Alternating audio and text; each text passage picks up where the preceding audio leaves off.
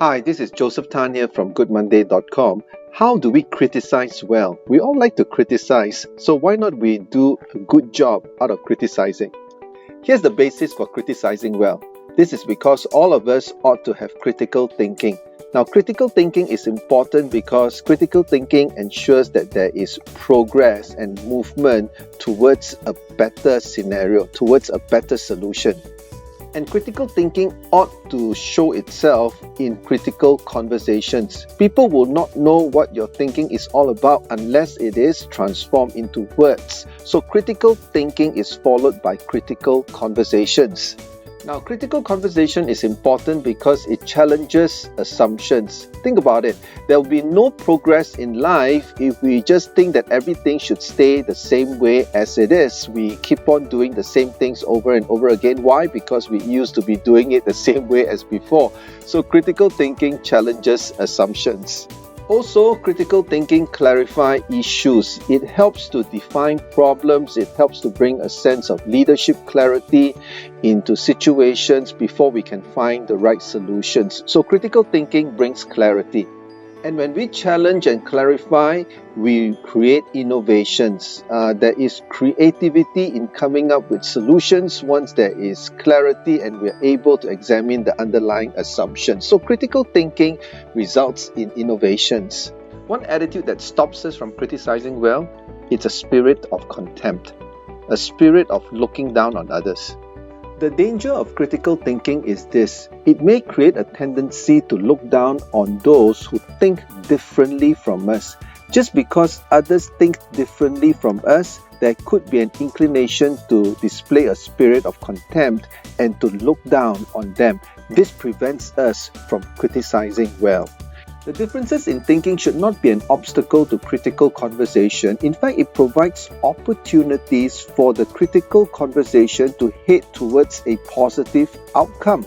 To criticize well, the focus is on the ideas of the individual, not on the worth of the person.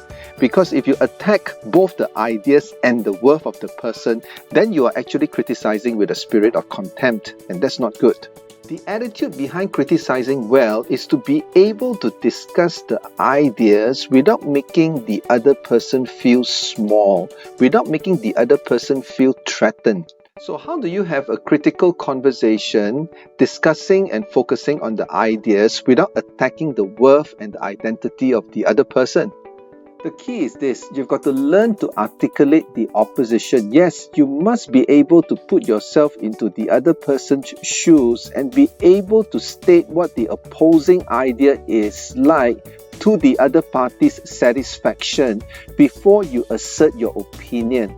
Your ability to articulate the ideas of the other person before you assert your own is key to ensure that you do not demonstrate a spirit of contempt.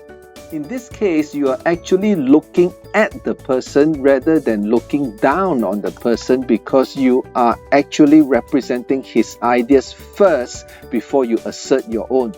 So in other words, before you criticize well, you need to have compassionate understanding. You need to be able to demonstrate compassion in your commitment to understand where the other person is coming from, to identify the ideas, to articulate it before you present your point of view. Then you are affirming the worth of the other individual and you are looking at him or her rather than looking down on him or her. So here's the tip to criticizing well. Do not have a spirit of contempt. Rather, have a spirit of compassionate understanding. That would go a long way in establishing connection between you and the other individual. And though your ideas may differ, both of you have the same worth as individuals. This then leads to an atmosphere of respect that will lift the conversation to a higher level, and you would have then learned how to criticize well. Think about it. This is Joseph Tan here from goodmonday.com. If you're interested to find out more about my leadership development programs and services, check out the website goodmonday.com. I also offer online coaching programs, so if you're interested, check out goodmonday.com/coaching, and I look forward to having a conversation with you then. Thanks for watching.